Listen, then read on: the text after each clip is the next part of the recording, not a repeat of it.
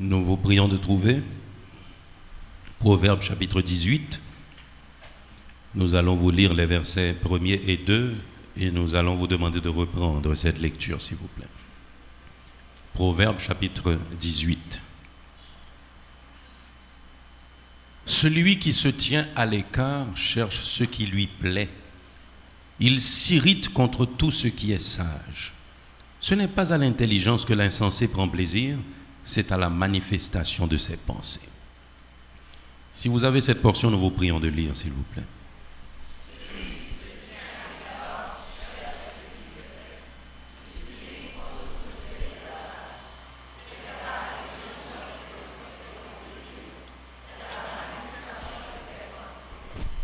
Amen. Un titre simple, à reconnaître et éviter. À reconnaître et éviter. Le verbe impacter, depuis un certain temps, est très utilisé. À entendre les gens parler, on les entend souvent utiliser l'expression faire impact. C'est l'objectif de plus d'un de nos jours, faire impact. Et dans nombre d'ouvrages et dans particulièrement des publications, surtout sur les réseaux sociaux, nous voyons des gens qui se disent des influenceurs. Et entre guillemets, ils vous apprennent aussi comment devenir influenceur. L'apôtre Paul a dit « Soyez mes imitateurs comme je suis imitateur de Christ ». Et quand il disait ça, il avait une ligne de conduite. Il était un disciple qui se souciait d'être comme son maître. Le souci aujourd'hui n'est pas avoir une vie normale, mais d'être vu et de faire école. Tout le monde veut devenir influenceur, tout le monde veut faire impact. Et bien aimé, les fruits de votre attitude porteront les autres à vous imiter. C'est aussi simple que ça. Les fruits de votre attitude, de votre façon de penser, vont automatiquement porter les autres à vous imiter. Pourquoi?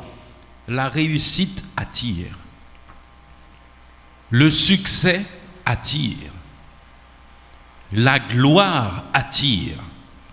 Si vous voulez être imité, réussissez. Parce que quelqu'un qui réussit, l'autre se fera toujours la question, mais par où il est passé? Comment est-ce qu'il a fait? Je voudrais faire de la même façon. Pourquoi? Parce que vous êtes en train de réussir, vous êtes en train de donner des résultats. Tout cela attire, mes bien-aimés. Ce n'est pas aussi simple. Vous n'avez rien en tête, vous n'avez pas d'objectif, mais vous voulez faire impact. Vous voulez devenir influenceur. Vous voulez que les gens vous ressemblent, mais quand on vous regarde, on ne voit pas trop. Eh bien aimé, c'est pas la meilleure façon de voir. Et le plus souvent, quand on recherche les références de ces personnes qui veulent devenir influenceurs, les bases sur lesquelles ils fondent leurs énoncés, on s'égare. Le roi Salomon, dès sa jeunesse, avait fait la demande à Dieu. Il avait demandé la sagesse. Quand Dieu lui avait dit, qu'est-ce qu'il te faut? Et dans sa jeunesse et son manque d'expérience, il avait regardé le peuple qui lui était échu. Il a dit à Dieu, accorde-moi la sagesse pour que je puisse bien diriger ce peuple nombreux. Et ajouté à cette sagesse, Dieu lui a donné aussi des richesses, de telle sorte qu'il devint le roi le plus riche de tous les temps, le roi Salomon. Ça ne date pas d'aujourd'hui. Cherchez premièrement le royaume et la justice de Dieu et les autres choses vous seront données par-dessus. C'est ce qui s'était produit aussi avec le roi Salomon. Il avait demandé la sagesse qui vient d'en haut. Et ajouté à cette sagesse, Dieu lui a donné les richesses. Et bien aimé, Salomon, dans cette sagesse qu'il avait reçue de Dieu, cette sagesse jusqu'à maintenant inégalée, a mis en ordre un grand nombre de sentences. Nous disons qu'il a mis en ordre un grand nombre de sentences parce qu'il ne les a pas inventées. Il n'a pas décidé de ces sentences, mais dans sa sagesse, il a établi la causalité des actions de l'homme. Il a observé la mouvance de la société de l'époque et a vu les conséquences des attitudes des hommes. Et c'est la raison pour laquelle les livres de Salomon, Proverbes et Ecclésiastes se sont appelés aussi les livres des sentences. Et de Proverbes à Ecclésiastes sortent environ 3000 sentences. Aujourd'hui, c'est le temps de l'égocentrisme. Chacun croit que le monde tourne autour de lui. C'est sa façon de voir, c'est sa façon de penser. C'est ce que l'on appelle l'imaginaire de l'ici et maintenant. Je suis là aujourd'hui sans tenir compte des références, des mœurs, des habitudes, de rien du tout. L'imaginaire de l'ici et maintenant. Le temps où les réflexions et même nombre de théories sont basées sur les opinions et non sur les références. Et je dois vous rappeler en passant que ce qui est basé sur l'opinion ne saurait être la science, parce que la vérité n'a pas changé de définition, c'est une conformité de la pensée avec la réalité. Et c'est comme si Salomon avait écrit ce passage la semaine dernière. Celui qui se met à l'écart cherche ce qui lui plaît, il s'irrite contre tout ce qui est sage. Ce n'est pas à l'intelligence que l'insensé prend plaisir, c'est à la manifestation de ses pensées. Et ce matin, nous vous disons de la part de Dieu de reconnaître l'insensé et de l'éviter.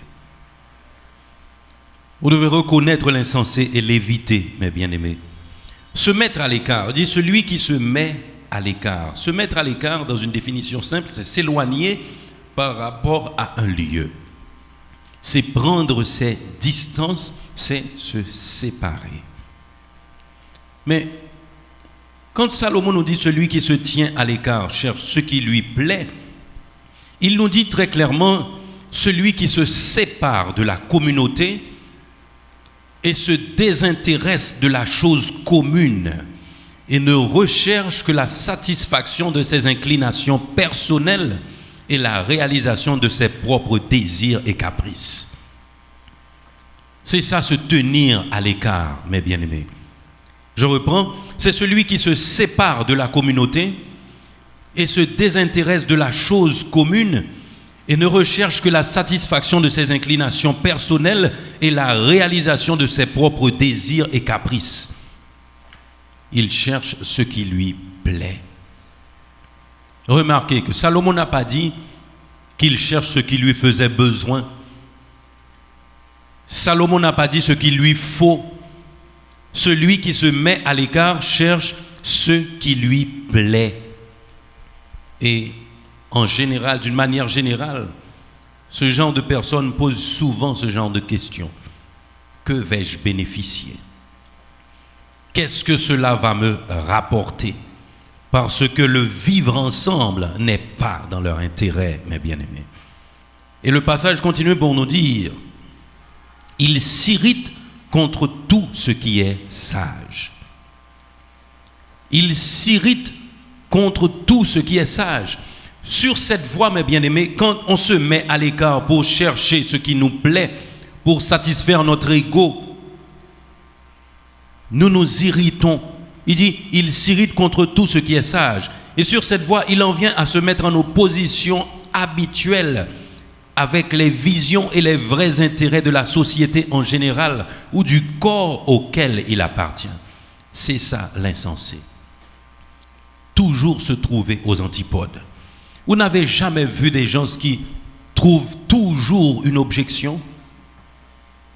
Même avec quelque chose qui va faire marcher toute une communauté, ces gens ont une objection. Pourquoi? Parce que leur question n'a pas encore été répondue. Que vais-je bénéficier? Qu'est-ce que cela va me rapporter? Ça nous laisse comprendre quelque chose. C'est que celui qui se met à l'écart peut être au milieu de vous. Celui qui se met à l'écart peut être au milieu de vous, à l'écart en termes de pensée, en termes de vision et en termes d'objectifs. Si nous comprenons bien, l'insensé peut se trouver n'importe où. L'insensé peut se trouver dans la vie courante, près de vous, et même dans la communauté ecclésiastique aussi, près de vous. On considère la politique, mes bien-aimés. C'est valable aussi. Vous êtes en Haïti. Nul projet ne passe si un fort pourcentage ne revient pas aux fonctionnaires qui décident. Est-ce que c'est le bon sens? Ça va. Vous avez peur de répondre? Ça va marcher pour tout un pays, ça va marcher pour toute une communauté, mais si je ne sais pas combien va me revenir dans ce projet, ça ne passe pas. Celui qui se met à l'écart cherche ce qui lui plaît et il s'irrite contre tout ce qui est sage. Tout ce qui peut être positif pour l'avancement d'un lieu, d'une communauté. À l'église aussi, des fois, c'est comme ça, oui, dans la communauté. Les gens se disent des enfants de Dieu. Moi, j'ai vécu l'expérience. J'ai été voir un haut responsable, non seulement d'église, mais d'une institution qui coiffe des églises. J'ai été présenter un plan d'assurance collective à ce pasteur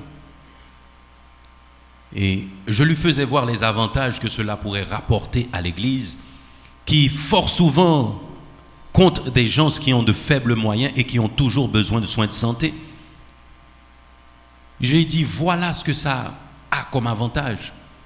Les soins de santé, ça coûte, mais quand vous avez une assurance, vous supportez beaucoup moins que ce que vous devriez supporter. Vous savez ce qu'il m'a répondu? Et ça, dis-moi là, ça m'a besoin là-dedans. J'ai eu les bras cassés devant un pasteur à qui j'avais présenté un plan d'assurance. L'autre aurait écrit seulement à la vue, à la prévisualisation de cette chose, j'ai eu le temps de me forger une félicité dans ma tête pour voir comment ce serait utile pour l'Église, et l'autre de me dire, ça dit non là, ça m'a besoin de la donne. Moi je me suis dit qu'il n'avait pas compris. J'ai repris toute la présentation et puis il m'a dit très clairement, bah, ça va intéresser, mon pour dire combien de copes m'a fait. L'insensé peut se trouver dans votre sein, mes bien-aimés. Celui qui se met à l'écart cherche ce qui lui plaît.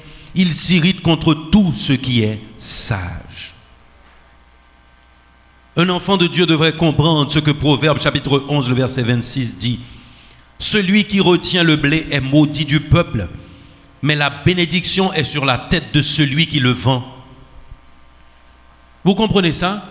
Même pas celui qui offre, celui qui en fait cadeau, non?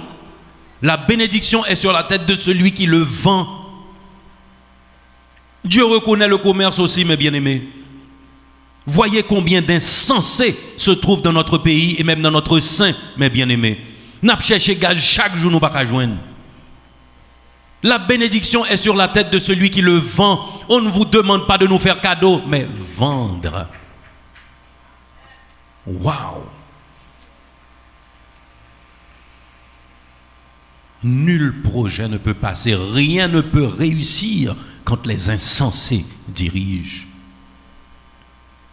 Et le verset 2 continue pour nous dire, ce n'est pas à l'intelligence que l'insensé prend plaisir, c'est à la manifestation de ses pensées. L'insensé ne prend pas plaisir à l'intelligence.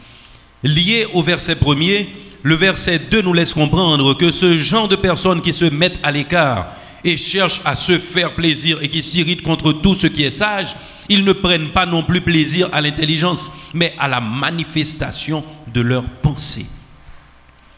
L'intelligence, en ce sens, mes bien-aimés, consiste à sentir ses côtés faibles et à y remédier. C'est ça l'intelligence. Découvrir ce que nous avons comme faiblesse et y apporter remède. L'insensé ne prend pas plaisir à cela. Au contraire, il croit dans ses faiblesses et il tient aussi à ses faiblesses. D'ailleurs, ses faiblesses sont ses forces. Proverbe nous dit à 3 reprises que l'insensé, loin de chercher l'intelligence, il veut toujours faire étalage de ce qu'il n'a pas. Proverbe chapitre 12, verset 23, je lis. L'homme prudent cache sa science, mais le cœur des insensés proclame la folie. L'homme prudent cache sa science, mais le cœur de l'insensé proclame la folie. Proverbe chapitre 13, le verset 16 me dit, tout homme prudent agit avec connaissance, mais l'insensé fait étalage de folie. Je crois que je devrais quand même lire le 3e passage aussi. Proverbe 15, 2. La langue des sages rend la science aimable et la bouche des insensés répand la folie. Il n'est pas difficile de reconnaître l'insensé, mes bien-aimés. Il fait toujours étalage de ce qu'il n'a pas. Et à relever le besoin maladroit et compromettant qu'éprouve l'insensé de montrer à tout propos ce qu'il a dans le cœur. Il pense se faire apprécier et ne réussit qu'à se faire juger à sa vraie valeur. Prenez note de ceci, mes bien-aimés. L'insensé pense se faire apprécier par l'étalage de ce qu'il a dans le cœur, mais il ne réussit qu'à se faire juger à sa vraie valeur. Quand vous faites étalage de ce que vous êtes, de ce qui se trouve dans votre cœur, mes bien-aimés, on vous connaît mieux et on vous juge à votre valeur. Et Proverbe dira encore, l'insensé, même l'insensé quand il se tait, passe pour sage. Quelquefois, si vous saviez, mes bien-aimés, vous auriez gardé le silence. Ce sont les insensés qui font toujours étalage de tout, de ce qu'ils ne possèdent pas. Parle afin que je te connaisse. Mais quand tu parles, je connais ton cœur. Quand tu parles, je connais tes pensées. Quand tu parles, je sais que tu es à l'envers. Parce que tu n'as pas de cohérence dans ce que tu dis. La Bible nous invite, mes bien-aimés, à reconnaître l'insensé et à le fuir. C'est un bon conseil. Dans Proverbe 9, je lis ceci. Proverbe 9, versets 7 à 9.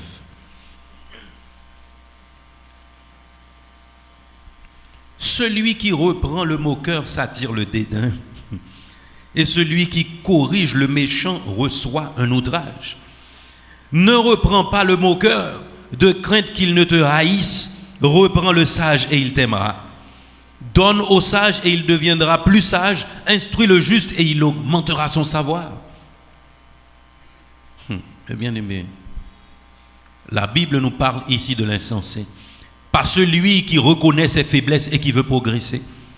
Mais l'insensé, c'est celui qui aime sa faiblesse et qui attache. Vous n'avez jamais vu quelqu'un qui parle de ses faiblesses avec fierté? À moins c'est qu'on s'amie. Et puis il est fier de ça. J'ai déjà entendu quelqu'un dire, moi je suis très rancunier. Je suis très rancunier. Fier de ce trait de caractère. C'est ça l'insensé, mes bien-aimés. S'attacher à ses faiblesses et ne pas chercher à y remédier. Salomon nous demande de fuir ces gens. Il a bien dit, celui qui reprend le moqueur s'attire le dédain et celui qui corrige le méchant reçoit un outrage. Ne reprends pas le moqueur de crainte qu'il ne te haïsse, mais reprends le sage et il t'aimera. Mais bien aimé, les insensés sont partout. Les insensés sont partout, et même dans votre sein. Si vous ne voulez pas vous faire du mal, reconnaissez-les et évitez-les. Reconnaissez-les et évitez-les. Ne perdez pas le cœur que vous avez à partager. Ne perdez pas le cœur que vous avez à aider. Ne vous laissez pas donc dénaturer. Je vous rappelle cette illustration du moine qui voulait sauver ce scorpion qui était en train de se noyer. Le moine a vu le scorpion dans l'eau en train de se noyer. Il s'est approché pour venir le retirer. Il a tendu la main pour prendre le scorpion l'a piqué. Étant en train de se noyer, le scorpion l'a piqué. Il a essayé une deuxième fois à prendre le scorpion pour le retirer de l'eau, le scorpion l'a encore piqué. Et il a été chercher un petit morceau de bois et il a pris le scorpion dans l'eau et l'a mis dehors. Morale de l'histoire, ne vous laissez pas dénaturer par la mauvaise nature des autres. Vous pouvez quand même trouver le moyen d'aider, mais avec prudence. Parce que l'insensé est de nature insensée. Il est le scorpion qui va vous piquer même quand vous l'aidez. Mais cela ne vous empêche pas d'être bon. Cela ne vous empêche pas d'appliquer la parole de Dieu qui vous dit d'aimer vos ennemis. Vous pouvez aimer l'insensé, mais avec prudence. Il est insensé, vous l'aimez, certes, mais vous ne vous faites pas blesser par l'insensé. C'est aussi le moyen de l'éviter. Aider à distance. C'est un peu dur comme parole. Mais je vous rappelle, mes bien-aimés, que l'évangile est inclusif et exclusif. Il est inclusif parce que Dieu attend tout le monde. Quiconque quoi ne périsse point. Mais il a dit aussi, il y a beaucoup d'appelés, mais peu d'élus. L'évangile est aussi exclusif. Reconnaissez l'insensé et évitez-le, mes bien-aimés. Si vous êtes sur la voie des insensés, Dieu peut vous ramener. Parce que cela nous arrive de développer des choses dans notre inconscient. Mais si Dieu vous a parlé ce matin, vous vous rendez compte que vous avez des traits de caractère de l'insensé dans votre vie, Dieu peut vous ramener. Si vous vous rendez compte que vous êtes entouré d'insensés, sachez quelle décision prendre, mes bien-aimés. Dites comme le psalmiste, « Regarde, Éternel, si je suis sur une mauvaise voie, et conduis-moi sur la voie de l'éternité. » Et je finirai avec ces paroles que je lis dans Proverbe 16, le verset 16. « Combien acquérir la sagesse vaut mieux que l'or, combien acquérir l'intelligence est préférable à l'argent. » Que Dieu vous bénisse.